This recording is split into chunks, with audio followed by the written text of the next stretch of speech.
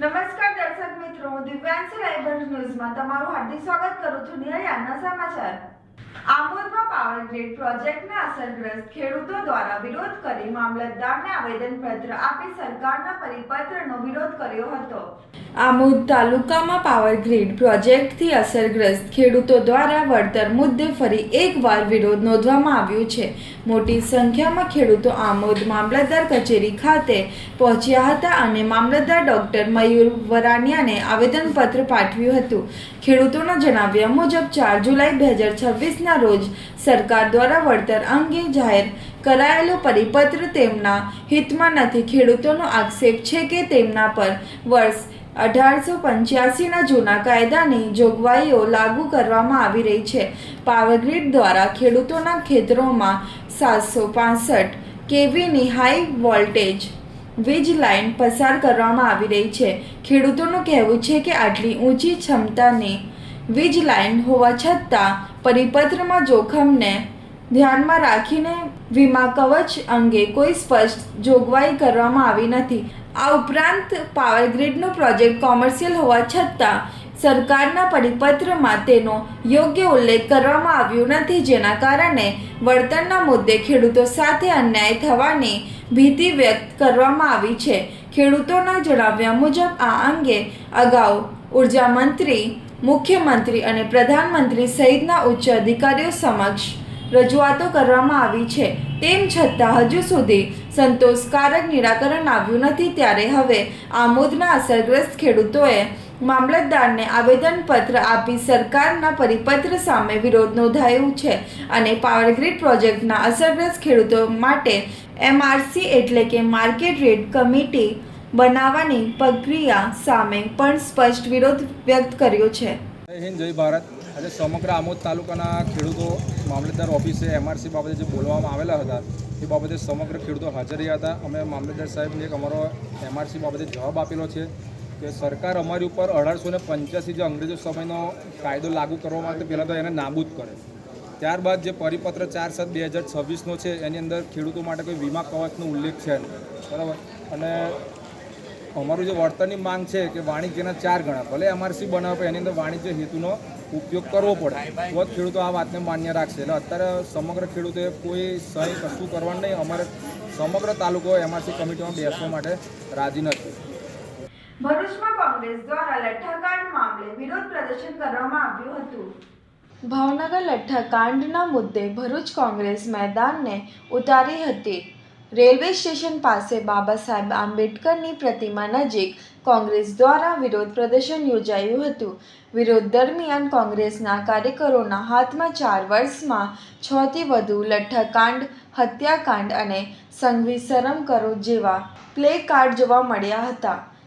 કોંગ્રેસે રાજ્યની ભાજપ સરકાર અને ગૃહમંત્રી હર્ષ સંઘવી પર આકરા પ્રહારો કર્યા હતા અને ગૃહમંત્રીના રાજીનામાની માંગ કરી હતી. આ પ્રસંગે જિલ્લા કોંગ્રેસ પ્રમુખે ગૃહમંત્રી હર્ષ સંઘવી પર નિશાન સાધતા જણાવ્યું હતું કે ગૃહમંત્રી યુવાન છે, તેમને નાચવા કૂદવાનું નહીં પરંતુ ગાંધી અને સરકારના ગુજરાતને જોવાની જવાબદારી છે. લઠ્ઠાકાંડના મુદ્દે કોંગ્રેસે સરકારની કામગીરી સામે સવાલો ઉઠાવી જવાબદારી નક્કી કરવાની માંગ સાથે ઉગ્ર વિરોધ નોંધાવ્યો હતો. નગરમાં જે લઠ્ઠાકાંડનો બનાવ બન્યો છે અને સખત શબ્દોમાં વખોડીએ છીએ. જે પરિવારો આજે મૃત થયેલા છે એમને શ્રદ્ધાંજલિ પાઠવીને સાંત્વના પાઠવીએ છીએ. સાથે સાથે બનાવ કેમ બનવામાં આવ્યો, આમાં ગુજરાત સરકારની સીધી સરનોવડી છે. બુટલેગરોને સીધો છૂટ ગુજરાતમાં આપી રહ્યો છે, ગુંડાઓને સીધી છૂટ છે, પોલીસની રેમ નજર છે, સરકાર પોલીસને પણ દબાવે છે. ત્યારે એ લોકો ધન સંગ્રહ કરીને ભારતીય જનતા પાર્ટીના મિનિસ્ટરો સુધી હપ્તા આપે છે. જ્યારે સ્થાનિક સ્વરાજ્યની ચૂંટણી હતી ત્યારે આ જ બુટલેગરોનો ઉપયોગ કરી, આ જ પોલીસનો ઉપયોગ કરી સામેના ઉમેદવારને કઈ રીતે ફોર્મ ખેંચાવવા, કઈ રીતે સામેના ઉમેદવારને બિનહરીફ કરવા, આપણા ઉમેદવારને સામેના ઉમેદવારને દબાવવો, ધમકાવવો, તે આ બુટલેગરોનો ઉપયોગ કરે છે. માટે બુટલેગરોને ગુજરાતમાં છૂટ આપવામાં આવી છે. ત્યારે હમણાં બનાવ બન્યો એટલે આઈજી, ડીઆઈજી, એસપી, ગૃહમંત્રી ચાલુ પડી ગયા, અરે કડક અમલ કર દો, આમ કર દો. ભાઈ, આ ગુજરાત તો ગાંધી અને સરદારનું ગુજરાત છે. તમે લઠ્ઠાકાંડ બનાવ બન્યો એટલે કડક અમલ કર દો, અગ્નિકાંડનો બનાવ બને આગનો ત્યારે કડક કર દો, ફ્રૂટ પોઈઝન થયું ત્યારે અમલ કર દો. હમણાં 2 મહિના પહેલા બોટાદમાં બનાવ બન્યો, કોણ પકડ્યું પોલીસે, કોને લઠ્ઠાકાંડમાં પકડ્યા? આ જે ખૂબ જ ખરાબ બનાવ છે. મેં સોશિયલ મીડિયામાં હમણાં જ જોયું કે 250 થી વધુ બોટલ ઝેરયુક્ત બની ગઈ છે, તો 120 પોલીસને બરામદ છે, હજુ 130 બોટલ લાપતા છે. તો કયા ખૂણામાં ગુજરાતમાં બોટલો છે? 130 બોટલના પરિવારોને રીંઝારવાના છે 130. ત્યારે આ ભારતીય જનતા પાર્ટીના હપ્તાખોર બુટલેગરોને બચાવવાનો જે પ્રયત્ન છે એને અમે વખોડીએ છીએ અને ભરૂચ જિલ્લા શહેર કોંગ્રેસ સમિતિ તરફથી આજે દેખાવો કરી અમે સખત શબ્દોમાં ગૃહમંત્રીને જણાવવા માંગીએ છીએ કે ગાંધી બાપુ અને સરદાર પટેલનું ગુજરાત છે.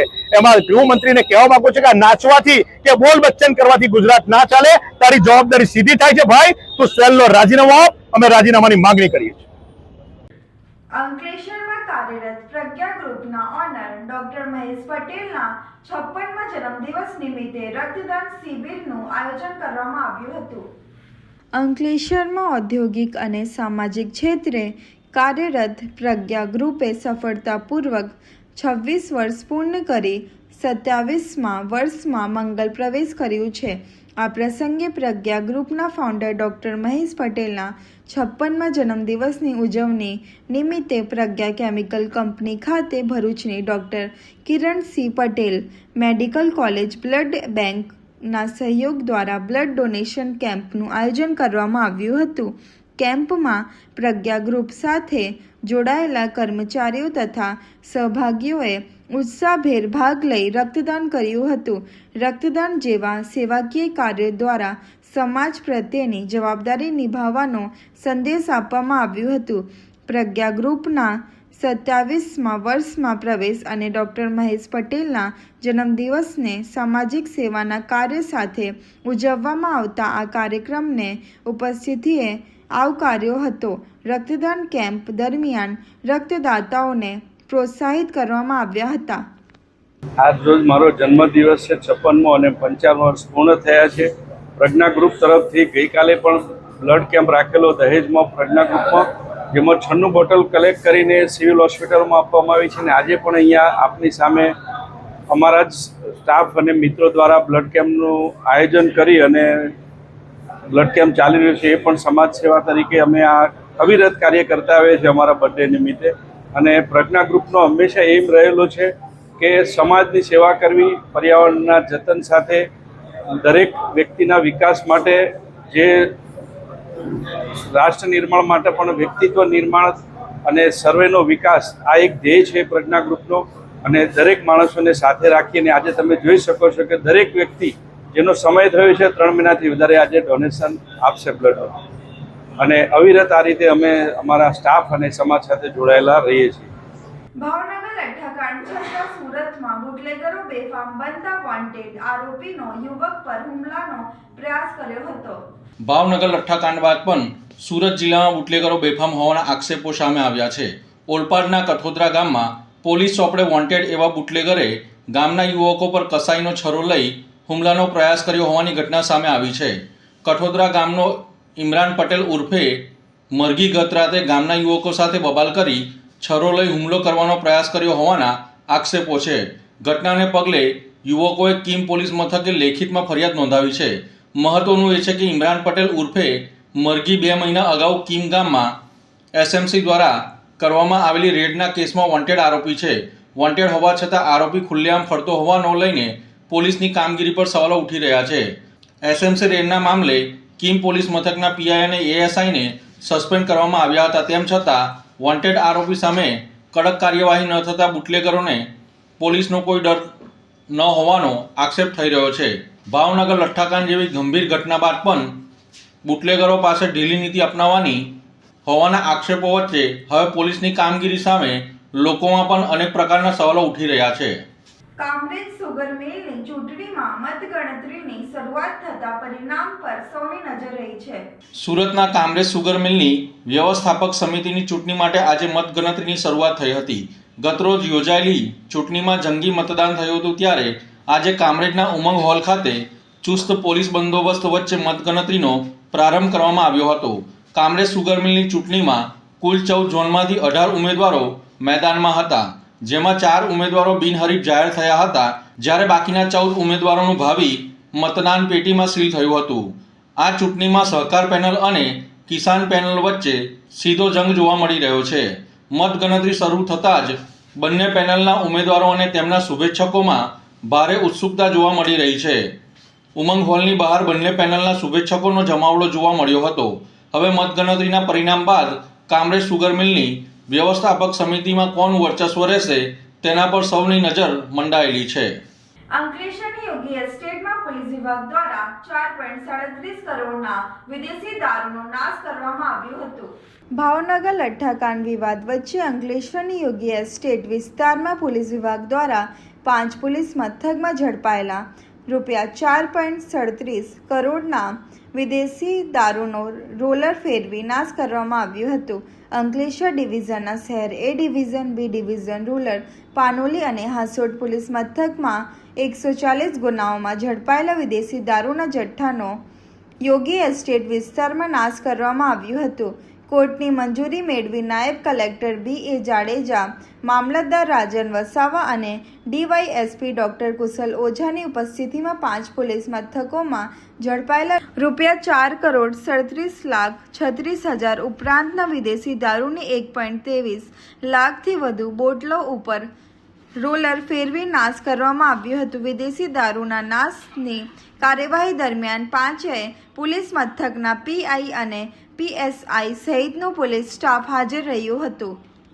માનનીય રેન્જ આઈજી વડોદરા તથા એસપી ભરૂચ સાહેબની સૂચના અન્વયે આજ અંકલેશ્વર ડિવિઝનના 5 પોલીસ સ્ટેશનના 140 જેટલા ગુનાઓના પ્રોહિબિશનનો મુદ્દામાલ જે છે જેમાં અંદાજે 1 લાખ જેટલી લીકરની જે બોટલ્સ મુદ્દામાલનો નાશ કરવાનો આવી હતી. 5 પોલીસ સ્ટેશન નામદાર કોર્ટ પાસેથી એમના હુકમો મેળવી ત્યારબાદ એસડીએમ સાહેબની તથા નશાબંધી અધિકારી સાહેબની હાજરીમાં આ તમામ મુદ્દામાલ નાશ કરવાની કાર્યવાહી કરવા. આજે તારીખ 21 ઓગસ્ટના રોજ અંકલેશ્વર સબ ડિવિઝનમાં સમાવેશ 5 પોલીસ સ્ટેશનોનો 4 કરોડના મુદ્દામાલના નાશની પ્રક્રિયા હાથ ધરવામાં આવેલ છે. જેમાં excise department, police department, revenue તમામ હાજર રહી અને આ પ્રક્રિયા હાથ ધરેલ છે. આ હતા આજના સમાચાર. નવા સમાચાર સાથે ફરી મુલાકાત લઈશું. ત્યાં સુધી જોતા રહો લાઈવ ભરૂચ ન્યૂઝ. નમસ્કાર.